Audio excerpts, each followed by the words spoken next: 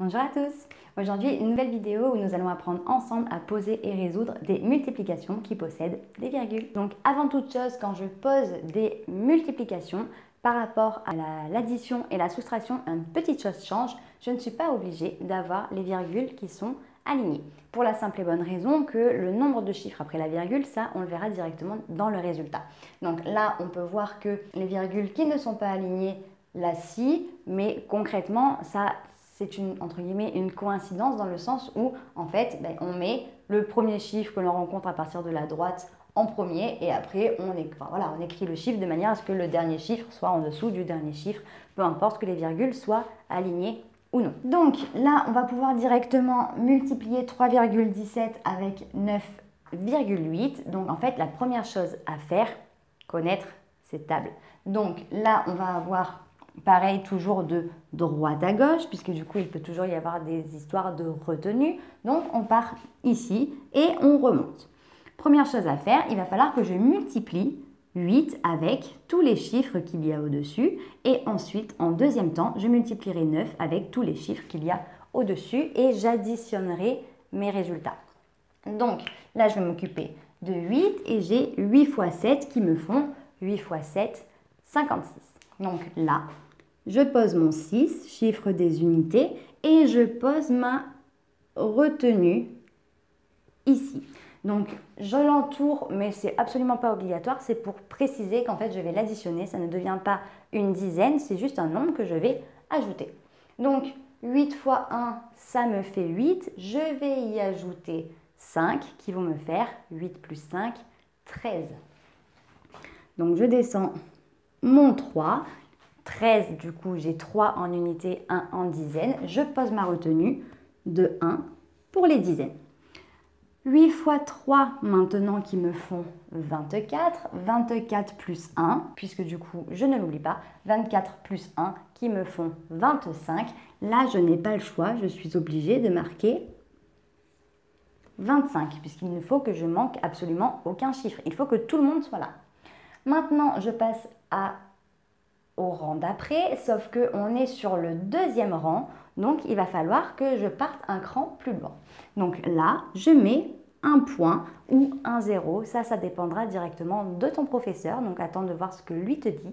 Et du coup, soit ce sera un point, soit ce sera un zéro, l'un dans l'autre, on s'y retrouve, il n'y a pas de faute dramatique. Donc là maintenant, je passe au chiffre des unités, donc 9, et je vais devoir de la même façon multiplier 9 avec 7, avec 1 et avec 3. Je ne tiens plus compte de ces retenues, donc soit je les barre de cette façon pour ne pas m'embrouiller, soit je peux les écrire directement d'une autre couleur. C'est un peu toi qui vois en fonction de ta préférence. Donc, je vais multiplier 9 par 7. 9 fois 7, ça me fait 63. Donc, 3 est le chiffre des unités, c'est lui que je vais poser. 63, le chiffre des dizaines, ce sera 6. Donc là, c'est lui que je vais poser. Moi, je vais l'écrire d'une autre couleur pour que ça ressorte un petit peu mieux sur la vidéo. Mais tu fais absolument comme toi, tu préfères. Ça ne changera absolument rien. Donc, du coup, là, le chiffre des unités, c'est 6. Donc, je le mets ici pour ne pas l'oublier. Maintenant, j'ai fait 9 fois 7, je fais 9 fois 1. 9 fois 1, ça me fait 9. Il faut que je lui ajoute 6. 9 plus 6, ça fait 15. Donc, je vais devoir mettre mon 5 ici et poser directement ma retenue puisque j'avais 15. Il ne faut pas que j'oublie le chiffre des dizaines et je le pose directement ici. Donc, je mets mon petit 1 de ce côté. 9 fois 3, ça fait 27. 27 plus 1, ça me fait 28. Donc, je vais pouvoir marquer ici mon fameux 28.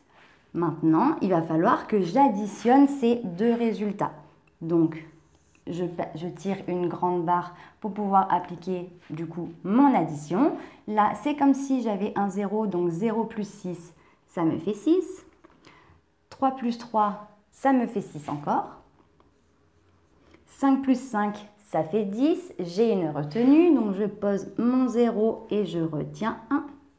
8 plus 2, ça me fait 10. Et 1, que j'oublie pas, ça me fait 11. Donc, je pose mon 1 et je pose ma retenue.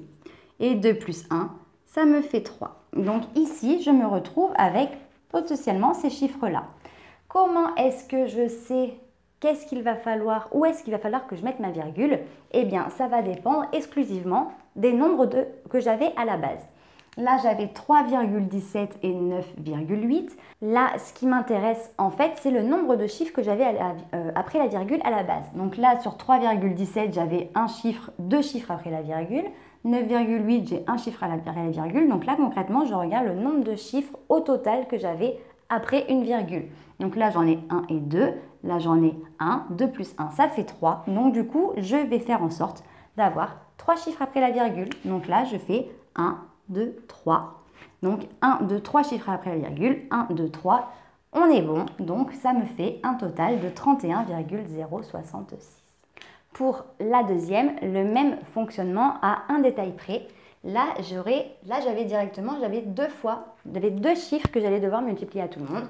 Et bien là, je vais en avoir 3. Donc, chacun son tour, vont tous y passer. Je vais devoir multiplier tous les chiffres d'en haut avec 1, puis avec 2, puis encore avec 1. Donc, en général, quand je multiplie un nombre par 1, c'est assez facile parce que du coup, 1 fois 4, ça me fait 4. 1 fois 5, ça me fait 5. Et 1 fois 2, ça me fait 2. Bon, là, j'étais un peu dans la simplicité. Maintenant, je passe au chiffre d'après. Et qui dit chiffre d'après, donc je suis un rang vers la gauche. Donc, je vais commencer un rang vers la gauche. Donc, pour ne pas me tromper, je mets un point ou un 0. Toujours pareil, ça dépendra de ton professeur. Maintenant, je vais multiplier, donc du coup, 2 fois 4 qui me font 8. 2 fois 5 qui me font 10, je n'oublie pas ma retenue, donc je pose mon 0 et je retiens 1. Et 2 fois 2 qui me font 4, plus 1 qui me font 5. Là maintenant, je passe un cran encore à gauche, donc je vais commencer encore un cran à gauche. Donc là, à la place de mettre un point, je vais en mettre 2 pour commencer encore un rang après, un peu en diagonale comme ça. Et là, j'ai encore un fois tout ça, donc 1 fois 4 qui me font 4, 1 fois 5 qui me fait toujours 5 et 1 fois 2 qui me fait toujours 2. Donc, je vais devoir additionner tout ça.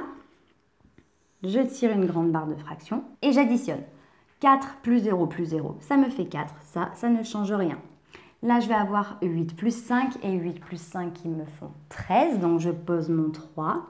Et ma retenue ici, donc que je la pose ici, ici ou ici, ça ne change rien tant que je sais que c'est sur cette rangée et que je ne l'oublie pas dans l'addition. 4 plus 2, ça me fait 6, plus 1, ça me fait 7. Là maintenant, je suis ici, 5 plus 5, ça me fait 10, j'ai une retenue, je pose mon 0 et je retiens 1. Et 2 plus 1 qui me font 3. Me voilà ici, sauf que maintenant, il va falloir que je place ma virgule.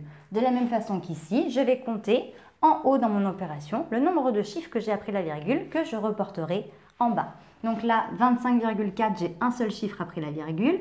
12,1, j'en ai qu'un seul. 1 plus 1, ça fait 2.